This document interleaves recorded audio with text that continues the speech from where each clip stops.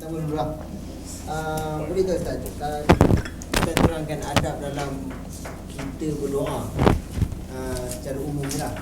Lepas tu soalan kedua, boleh tak kalau kita berdoa secara terpekik dan terlulung? Terpekik terlulung, dan ketiga doa dengan suara yang keras, macam mana? Ni keluar topik ni.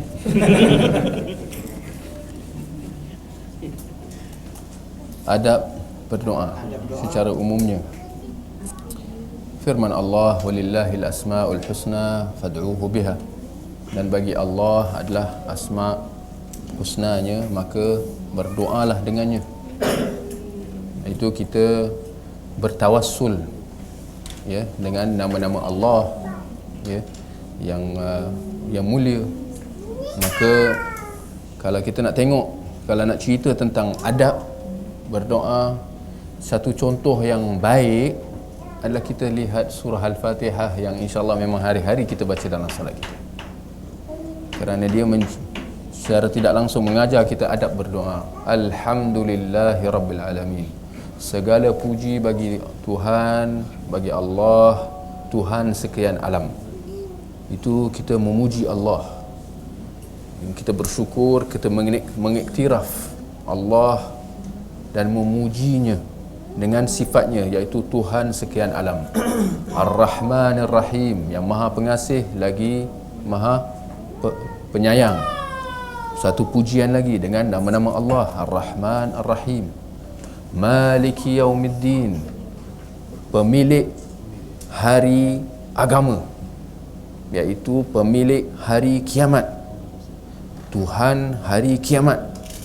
Kat dunia ni mungkin banyak-banyak Tuhan yang disembah, tapi di akhirat nanti hanya ada satu Tuhan, iaitu Allah Subhanahu Wa Taala, Tuhan hari kiamat. Maliki Yaumiddin, itu juga satu pujian ya, memuji Allah dengan sifatnya, iaitu Tuhan hari kiamat. Iyyaka na'budu wa iyyaka nasta'in, kepada Engkau kami sembah dan kepada Engkau kami meminta pertolongan.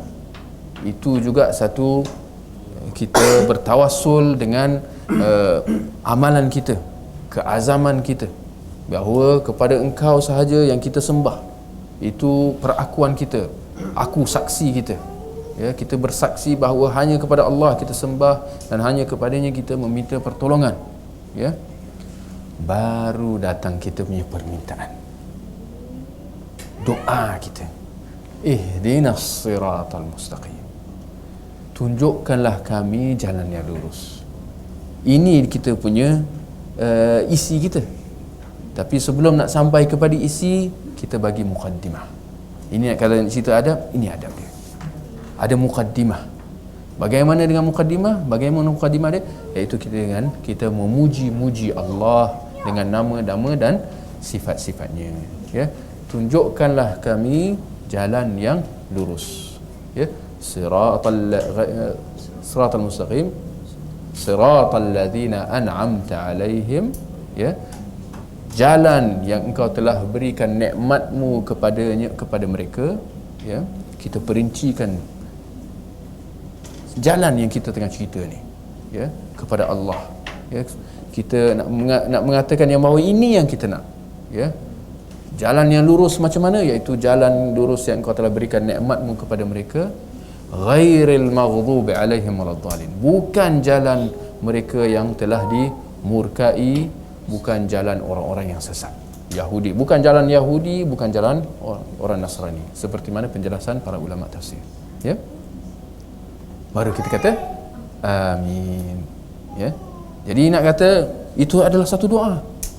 Kalau tidak, kenapa kita kata amin? Mungkin ramai yang tak tahu apa amin, amin, amin, tanpa dia tahu bahawa dia baru berdoa tadi. Tapi malangnya berapa ramai yang tahu bahawa awak dah doa tadi. Ramai yang tak faham, yang tak menghayati surah Al-Fatihah yang dibacakan itu ya. Pentingnya kita menghayatinya kerana itu adalah doa yang cukup penting. Tapi dalam masa yang sama, dia mengajar kita cara untuk kita nak berdoa. Itu secara umumnya lah. Adapun kata tadi,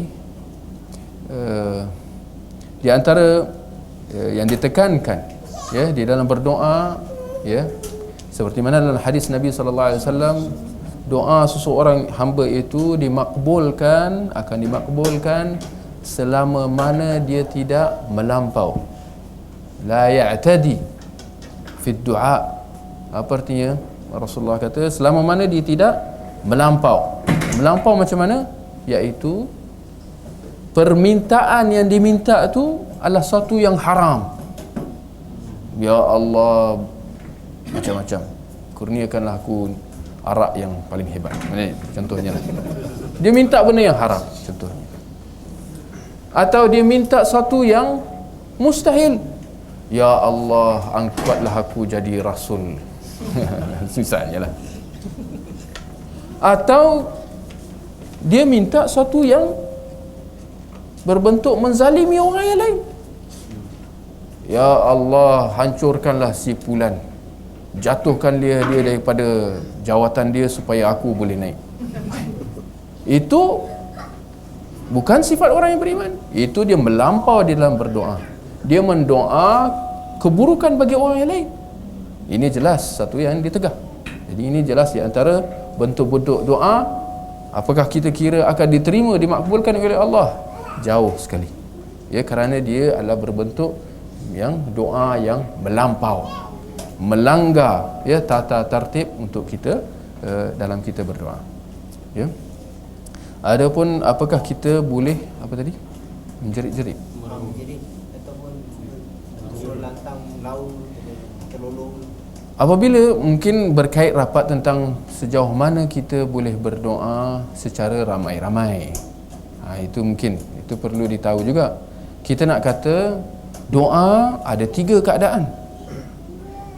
Keadaan yang pertama, yang doa yang boleh dilakukan ataupun disunatkan untuk kita mengerjakannya secara berjemaah.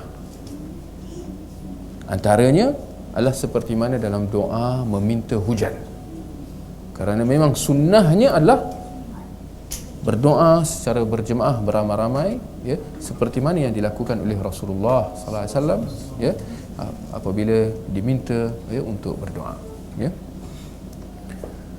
Adapun doa itu antara yang dibolehkan, yang disunatkan untuk kita berdoa secara ramai-ramai. Doa meminta hujan atau seperti mana doa di dalam qunut nazilah, seperti mana dalam doa qunut nazilah yang dilakukan dalam solat sebelum rukuk, ya, pada rakaat yang terakhir. Boleh kalau umat Islam ditimpa satu musibah, ya, satu musibah yang baru yang memberi kesan kepada umat Islam secara umumnya, bukan individu. Kalau individu tak jadi, atau kelompok yang tertentu saja tak jadi. Dia kena musibah yang umum, baru disyariatkan qunut nazilah, ya. Itu pun perlu dijelaskan dengan izin pemerintah. Kalau mana-mana jemaah dia je nak buat qunut nazilah, itu tak boleh tanpa, kalau dia bukan umum, musibah yang bertimpa tidak sifat umum atau tidak mendapat izin daripada pemerintah, tak boleh buat qunut nazilah juga, ya. Jadi ini yang disyariatkan secara berjemaah.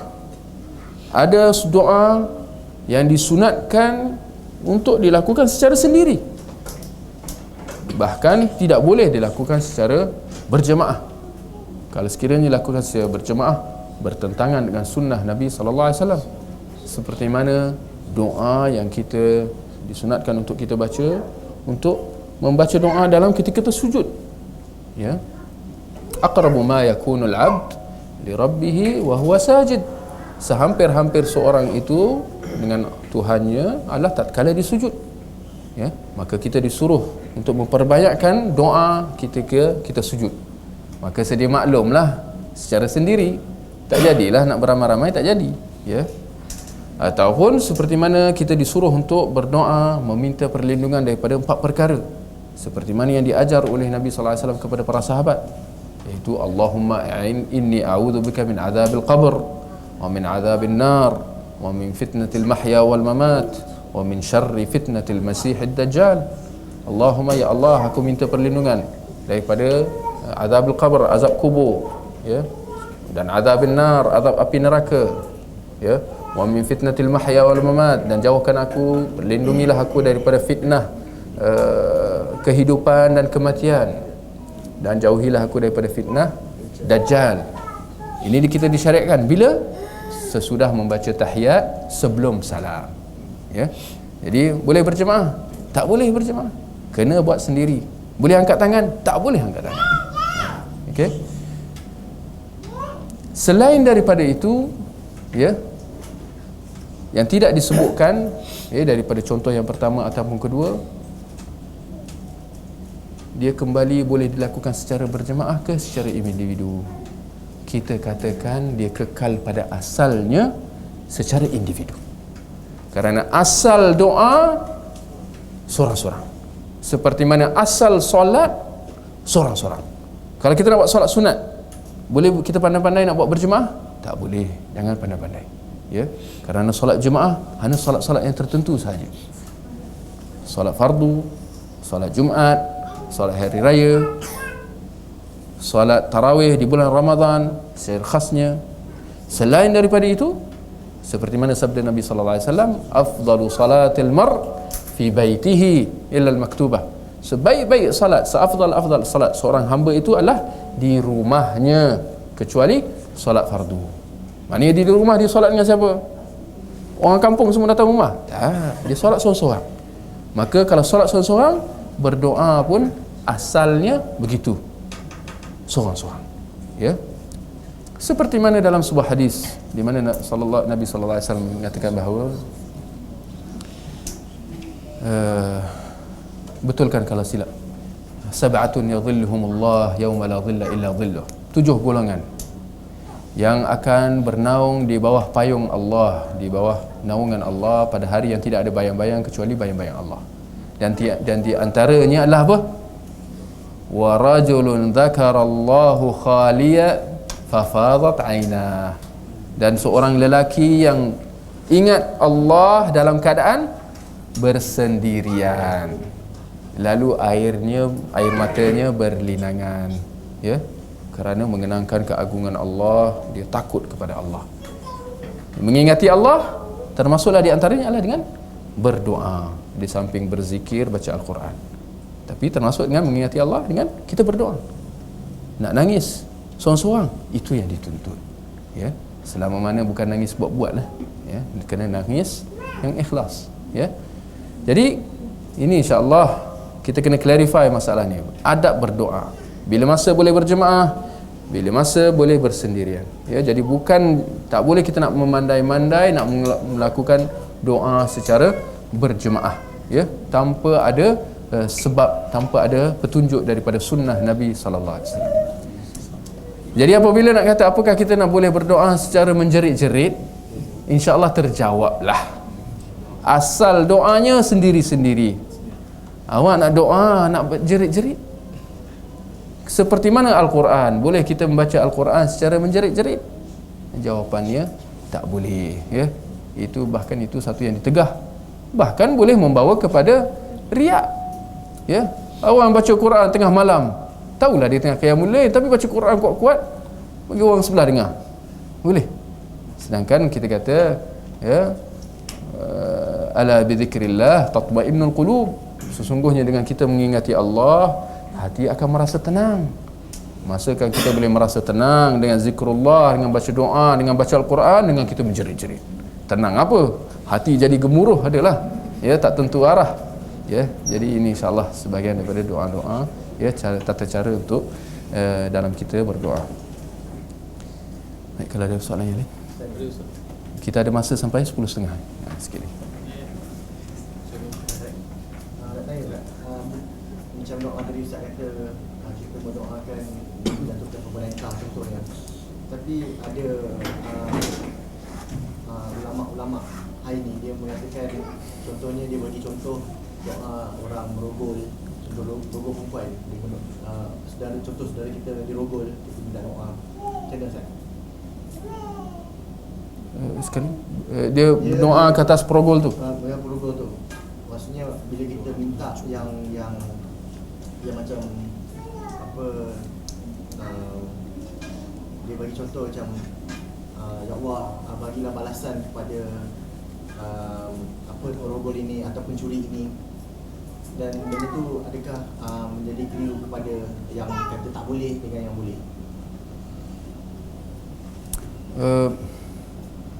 Saya mungkin tak berapa jelas tentang soalan tu, ya, tapi secara amnya kalau kita nak minta daripada Allah balasan ke atas perogol ni, kembali kepada dia tengah berdoa ramai-ramai ke sendiri-sendiri. Tak ada doa yang dilakukan, yang disyariatkan untuk dilakukan secara beramai-ramai untuk nak mendoakan ke atas penjenayah-penjenayah. Ini jelas satu doa yang baru yang diada-adakan. Ayuh kita berdoa, mari angkat tangan, kita doa, ya Allah hancurkan perogol, ya Allah hancurkan pencuri, ya Allah hancurkan penyamun, perompak, perasuah, penyeleweng. Tak ada doa yang sebegitu rupa yang disyariatkan untuk dilakukan secara beramai-ramai. Okey, umum dia doa perompak, mana-mana perompak. Apa kena mana tiba-tiba nak doa sebegitu rupa, ya. Jadi itu satu. Jadi kalau kita nak doa seorang-seorang, mungkin kalau ada orang-orang yang menganiaya dia, perompak yang menganiaya dia, perogol yang menganiaya dia atau menganiaya orang-orang yang terdekat dengan dia, di sini mungkin datang persoalan dalam doa yang segitu rupa, boleh atau tidak, ya. Kita kata selama mana kalau dia ada hak, kalau dia berkata dengan yang berkata benar, ya, meminta supaya Allah membalas kezaliman yang telah dilakukan kepada dia, kita kata memang doa yang sebegitu mustajab, ya. Tapi dengan syarat, itu yang kita kata, dalam kes-kes yang tertentu, yang khusus. Bukan nak doa kata semua perompak, doa kepada, lebih baik kita mendoakan hidayah kepada mereka. Jangan nak doakan celaka tak pasal-pasal. Awak tak kena rompak, awak tak kena ni. Awak nak doa secara umum, tak tahu apa usul periksa, apa cerita dia, yang kita tahu dia perompak, doa laknat tadi. Itu jelas satu melampau di dalam berdoa yang ditegah. Tapi yang berlaku kepada kita, yang kita tahu memang berlaku, kita telah dizalimi, memang ini akan termasuk dalam doa yang dimakbulkan, insya-Allah. Ya, kerana doa orang yang dizalimi adalah di antara doa yang dimakbulkan. Jadi itu insya-Allah, itu yang boleh saya jawablah.